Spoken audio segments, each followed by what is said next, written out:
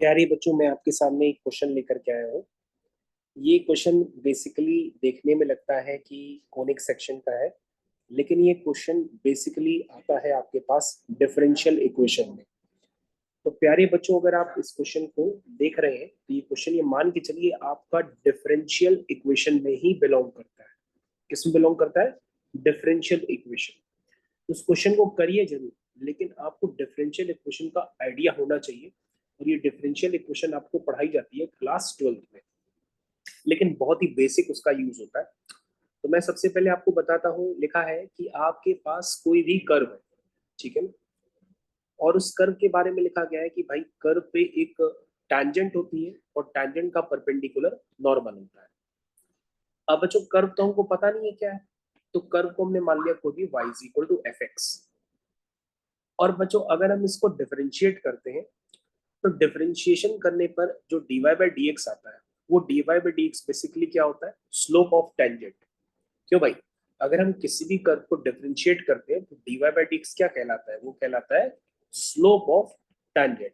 क्या ये बात तो सबको क्लियर है? और बच्चों, अगर हमको नॉर्मल का स्लोप निकालना हो तो हम जानते हैं नॉर्मल का स्लोप होगा -1 upon dy by D X, जिसको हम minus D X upon D Y भी कह सकते हैं। ये हो जाएगा स्लोप ऑफ नॉर्मल। इसको हम लोग क्या कह सकते हैं? इसको हम लोग कह सकते हैं स्लोप ऑफ नॉर्मल। ये बात तो सभी को क्लियर है अच्छे से। अच्छा, अब आपको ध्यान देना होगा, लिखा है यहाँ पे the normal to the curve at P X Y meets the X axis at G. ठीक है, इस कर्व पे जो डाला गया नॉर्मल है, तो बच्चों नॉर्मल हमारा एक्स एक्सिस पे किसी पॉइंट जी पर मीट करता है। तो बच्चों, ये नॉर्मल अभी हमने जनरली बना लिया है और एक्स एक्सिस पे हम इसको दिखाना चाहते हैं। तो एक्स एक्सिस पे जी पॉइंट पे ये मीट करता है। ठीक है, तो नॉर्मल क्या है, फिर से पढ़ते हैं। The normal to a curve at point x comma y meets the axis at point G. वो भी कौन सी एक्सिस? X axis. अच्छा बच्चों, एक्स एक्सिस पे वाई कोऑर्डिनेट तो जीरो होता है, लेकिन हमें एक्स कोऑर्डिनेट भी नहीं पता है। तो उसके लिए हम पहले क्या करेंगे? नॉर्मल की इक्वेशन निकाल लेंगे। तो प्यारे बच्चे, नॉर्मल की इक्वेशन निकालिए। कौन से पॉइंट पे निकालेंगे? एक्स कॉमा वाई पे निकालेंगे। आप सभी को पता है, किसी भी पॉइंट पता हो और पॉइंट पर डाले गए नॉर्मल की इक्वेशन आप लिख सकते हैं, which is Y minus Y one is equal to M times X minus X one. तो बच्चों, यहाँ पर अब y और x वो भी दोनों स्मॉल स्मॉल है, और इक्वेशन वाले x y वो भी स्मॉल स्मॉल होते हैं। तो इसका मतलब आप थोड़े से वेरिएबल बदल दीजिए। ठीक है ना, आप यहाँ मान लीजिए x एक्सिस और y एक्सिस को रिप्रेजेंट तो कर रहे हैं, लेकिन आप कैपिटल X और कैपिटल Y से कर लीजिए, वरना कंफ्यूजन क्रिएट हो जाएगा। तो हम लिखेंगे y minus Y one. Y one बच्चों किसकी तरह ट्रीट कर रहा है? स्मॉल y की तरह, is equal to m times x minus X one. तो ये बच्चों हो गया x minus X one. X one बच्चों ट्रीट कर रहा है स्मॉल x की तरह। ये बच्चों हो गई नॉर्मल की इक्वेशन। क्या बन गई? नॉर्मल की इक्वेशन। ये सबको क्लियर होना चाहिए, this is equation of normal. ये सबको क्लियर होना चाहिए। अब आप कहोगे सर, नॉर्मल हमारा एक्स एक्सिस पर जी पॉइंट पे मीट करता है, तो जी पॉइंट पे मीट करेगा तो वहां पे वाई कोऑर्डिनेट जीरो होगा। अब यहाँ पे वाई कौन सा वाई है? ये कैपिटल वाई है। इसको बच्चों आप जीरो कर दीजिए। तो जैसे ही बच्चों आपको जीरो करेंगे तो आपको यहाँ पे लेना देना किससे है? आपको लेना देना है अब यहाँ पे कैपिटल एक्स। तो प्यारे बच्चे जितने भी हमारे देख रहे हैं, उनको यहाँ से कैपिटल एक्स निकालना पड़ेगा। तो जल्दी से हमको देख के बताइए कि भैया यहाँ पर कैपिटल एक्स कितना आएगा। तो तुम कहोगे सर, सबसे पहले हम माइनस से माइनस कैंसिल कर लें, और ये हो जाएगा Y D Y, D X को उधर ले जाते हैं, और ये एक्स माइनस स्मॉल एक्स हो गया। तो सर कैपिटल एक्स हो गया X plus Y D Y by D X. ये सर हो गया। इसका मतलब बच्चों, जो जी पॉइंट है वो आपको क्लियर कट समझ में आ गया।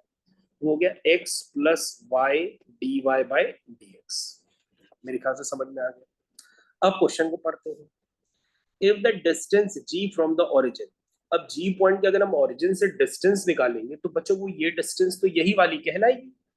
ठीक है ना, अगर आप डिस्टेंस फॉर्मूला से निकालेंगे तो वो डिस्टेंस क्या आएगी? x plus Y D Y by D X. फिर लिखा है if the distance of g from origin is twice the abscissa of p। Abscissa का मतलब x coordinate of point p, which is equal to x। तो बच्चों ये जो distance है ओरिजिन से जी की which is equal to X plus Y D Y by D X, वो किसके बराबर है? Twice of X abscissa, that means X coordinate of point P. तो बच्चों यहाँ से देखो इक्वेशन कितनी आसान बन गई, Y D Y by D X is equal to X बन गई। अब बच्चों अगर आप ध्यान से देखेंगे तो ये बन जाएगा Y D Y is equal to X D X. अगर आप इसको दोनों तरफ इंटीग्रेट कर देंगे तो इक्वेशन बन जाएगी y square by two is equal to x square by two plus c. क्या ये बात सभी को क्लियर है? तो बच्चों अगर आप ध्यान से देखेंगे, मैंने आपको बताया था y square by two minus x square by two is equal to c. तो बच्चों ये इक्वेशन किसी से रिलेट कर रही है, भाई पैराबोला है नहीं, सर्किल है नहीं, इलिप्स है नहीं, यहाँ पे एक ही कर्व इससे मैच खा सकता है, वो कौन सा है? हाइपरबोला। तो बच्चों ये आपका रिक्वायर्ड आंसर हो सकता है और ये रिप्रेजेंट करता है हाइपरबोला। तो वंस अगेन बच्चों ये दिखता भले कोनिक सेक्शन जैसा क्वेश्चन है, लेकिन है ये डिफरेंशियल इक्वेशन। तो ये आपको करने के लिए क्लास 12th में मिलता है और इसमें छोटा सा ही डिफरेंशियल इक्वेशन का यूज है कि भैया अगर अभी भी Y D Y by D X is equal to X बन जाए तो एक्स वाले टर्म एक्स की तरफ, वाई वाले टर्म वाई की तरफ ले जाके सॉल्व कर देते हैं। और इसको क्लास 12th में हम लोग वेरिएबल सेपरेबल मेथड के नाम से भी जानते हैं। इसमें वाई वाले टर्म वाई की तरफ और एक्स वाले टर्म एक्स की तरफ करके इसको हम लोग सॉल्व कर लेते हैं। तो आई थिंक बच्चों आपको ये क्वेश्चन समझ में आ गया होगा। इस क्वेश्चन को हम लोग और करते हैं। थैंक यू, धन्यवाद।